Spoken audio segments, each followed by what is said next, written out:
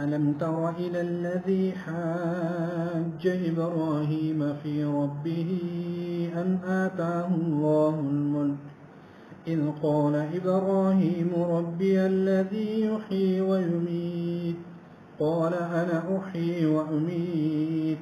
قال إبراهيم فإن الله يأتي بالشمس من المشرق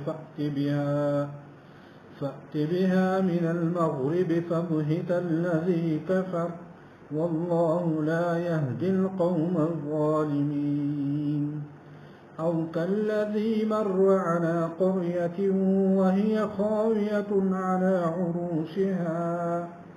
قال أنى يحيي هذه الله بعد موتها فأماته الله 100 عام ثم بعثه قال كم لبثت